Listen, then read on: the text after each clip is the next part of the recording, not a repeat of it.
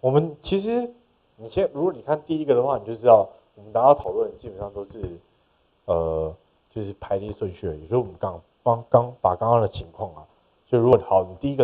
一个是民事撤回，那你第二个是第二个再继续民事撤回，或第二个是废弃撤回，或第二个是第三个是就接下来是遗嘱撤回，就是遗嘱的相抵触撤回，那它的效力会怎么样？那我们等一下接下来讨论基本上是差不多的状态，所以你就知道在这边啊，就是读的时候基本上就是一个 loop，就是一个重复在跑一个循环而已。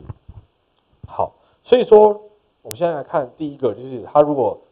第一遗嘱做了，然后第二遗嘱他把它民事撤回，然后也符合遗嘱的要制性，那在第三遗嘱他也用民事撤回，这个时候会不会使第一遗嘱复活？基本上有认为说，就是它是可以撤回的，就是这个时候就如果把第二遗嘱撤回，我把它撤回，那这样等于第一遗嘱啊没事，他就因此而复活。那好，我们先提一下好了，就是遗嘱这种撤回的撤回啊，基本上外国学说上面有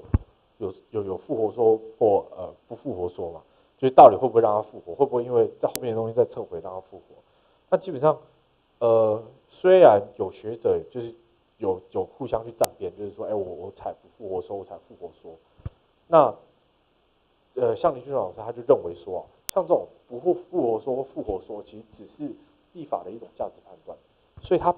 如果在法条啊没有明确规范的时候啊，它还是会依照当下的状况去判断到底会不会让它复活。也就是说，它等于是采一种实际去判断的复活说。好，那这也是为什么林俊老师会写这么多东西。那其实其他学者也是有写，对。好，那这才是我们要来讨论的。那好，那接下来呢，我们这样讲的是，他如果是故意废弃的话，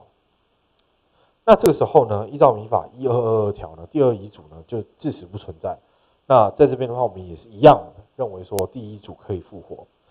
好，那需要注意的就是，如果遗嘱人啊以第二遗嘱啊民事撤回第一遗嘱，那遗嘱人在为第三遗嘱的时候，这个时候啊，第二遗嘱是单纯的撤回，他没有任何内容，就是我跟他抵触，然后他是单纯的撤回的话，那这个时候呢，就没有办法跟第三遗嘱相抵触，而且这个时候已经有第三遗嘱了。好，那这个时候第一遗嘱就不会复活。OK， 好，那大家听得懂吗？就是比如说，如果我今天A 是第一个遗嘱是我要为遗赠，然后第二个遗嘱是我要撤回它，我民事的撤回它。好，那撤回完了以后，我第三遗嘱就想说，那我还要再做同样跟第一遗嘱一样的遗嘱，那我们会有可能跟第二遗嘱相抵触吗？在客观上面判断是不会的，因为第二遗嘱其实它只是单纯在这个时候它只单纯的明示说我要撤回前面那个遗嘱。好，那这个时候也不会因此导致第一遗嘱复活，即使第一遗嘱跟第三遗嘱的内容是一样的，我们也不会让它复活。OK， 所以这个时候我们就直接去用第三遗嘱就可以了。好，那接下来呢，就是同样的，你可以就其实它就只是一个重复的东西而已。就如果今天我是用后遗嘱把它撤回了，就是后遗嘱第二遗嘱的内容啊跟它相抵触，然后我把它撤回了。那今天我们就要讨论，如果之后的情形，它会不会导致第一遗嘱复活？好，那如果这边讲，如果第二遗嘱啊的撤回呢，是因为第三遗嘱的民事撤回，就是第三遗嘱的撤回的话，那外国学说呢，他是有认为说啊，这个时候遗嘱人呢没有办法，他没有具有就使第一遗嘱复活的效力。好，那当然也有人认为说，就这边还是跟前面很像，就第一遗嘱致使不存在，那我们就让它复活了。对，那我必须说，这种东西其实像我刚刚这边讲，我的内容我并没有写说到底是采哪一说，因为我认为说这个东西可以自己判断，而且这个东西并没有好坏，对，他到底有没有那个想要让他复活的意思，你可以自己去判断。那如果你也可以认为说，如果依照法律的理论，它本来撤回就是让前面那个东西致死不生效力，那我们就认为说，那你致死不存在的话，我们就直接让你复活啊，或者说致死不存在就没有复活的可行性，它本来就一直都在。对，好，那第二个的话就是，如果遗嘱人故意废弃跟第一遗嘱相抵触的遗嘱这个时候也有人认为说，他并不是想要让第一遗嘱复活，好，他只是单纯的去废弃它而已。那一样也有人认为说它是致死不存在。好，那再来就是第一遗嘱跟第二遗嘱相抵触呢，那使第一遗嘱被视为撤回，第二遗嘱呢又与第三遗嘱的内容相抵触，就是一次又抵触。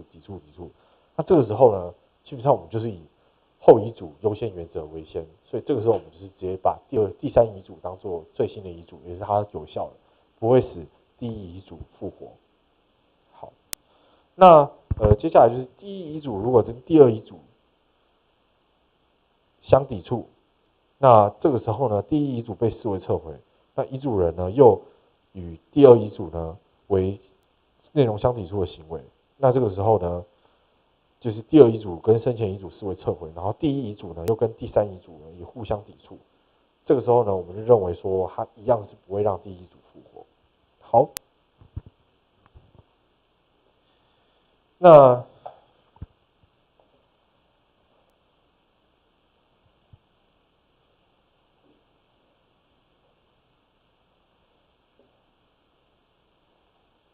那接下来呢，就是第三个就是行为，就是遗嘱立遗嘱后所为的行为呢，跟遗嘱的内容相互抵触。那该生前的行为呢无效或被撤销的时候，遗嘱是不是会复活？就我那个行为被撤销或无效，因为我们刚刚在讲的话，就是行为撤回的话，它必须要行为有效。所以说，如果我后来被撤销，或后来就是因为无效，那这样我们会不会让第一遗嘱复活？那一样，我们就跟前述一样，就有些学者会认为说，他这边根本就没有要让第一遗嘱复活的意思。有些学者就认为说，那你这边前面行为就无效，当然就还是复活。那这边的话，其实就是你自己要价值判断，就是我觉得没有好跟坏。不过如果我们从行为撤回，然后我们通常是采客观说来看的话，基本上我个人比较赞同的是，就是如果因为无效或撤销的话，第一遗嘱仍然是复活的。那我为什么会有这样的看法？是因为如果你无效或撤销的话，它效力本来就是致死无效嘛。那因为我们民众是采这样子的看法，所以我们还是会认为说它应该是复活的，或者说这边根本就不用去想复活，它本来就一直都在。好，那再来呢，第四个就是遗嘱废弃遗嘱，然后又使它恢复原状。也就是说我如果就把它涂掉了，然后涂掉了以后呢，我又拿东西让它恢复，那基本上有些学者是认为说它就可以恢复，